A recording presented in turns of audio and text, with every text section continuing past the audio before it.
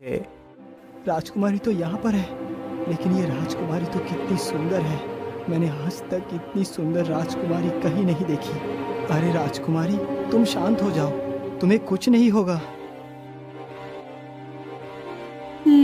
लेकिन तुम कौन हो?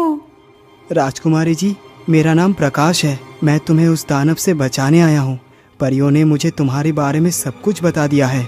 लकड़हारे के मुख से यह बात सुनकर राजकुमारी की जान में जान आती है और फिर वह दोनों गुफा से बाहर निकलने लगते हैं और जल्दी ही गुफा से बाहर निकल जाते हैं। राजकुमारी, थोड़ा सा जल्दी जल्दी चलो, वो शैतान कभी भी यहाँ पर आ सकता है।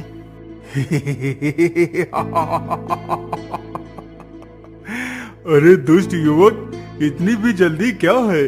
क्या तुम मुझसे मिले बिना ही चले जाओगे?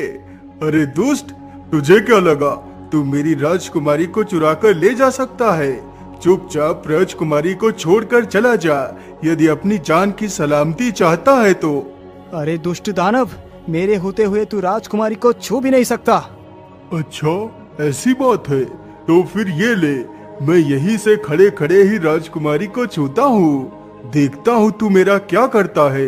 इतना कहकर दानव अपना हाथ लंबा करता है और राजकुमारी को छूने की कोशिश करता है। तभी प्रकाश अपनी कुल्हाड़ी से दानव का हाथ काट देता है। एक हाथ कटते ही दानव अपना दूसरा हाथ राजकुमारी की तरफ बढ़ाता है।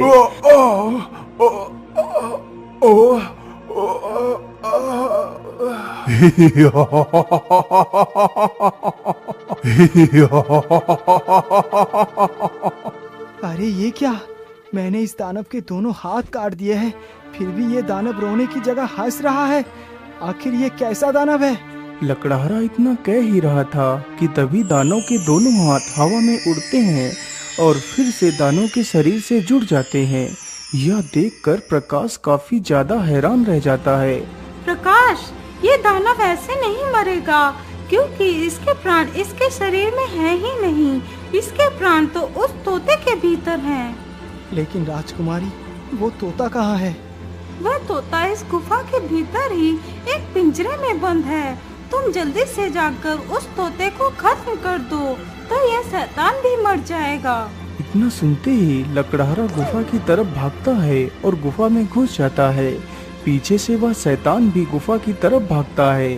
प्रकाश तो उस छोटी सी जगह से आसानी से घुस जाता है, लेकिन राक्षस उस पत्थर को हटाने लगता है। जब तक वह पत्थर हटाता है तब तक लकड़हारा उस तोते के पास पहुंच जाता है और जल्दी ही उस पिंजरे से उस तोते को बाहर निकाल लेता है। अरे युवक, तुम्हें मुझे मार कर क्या मिलेगा?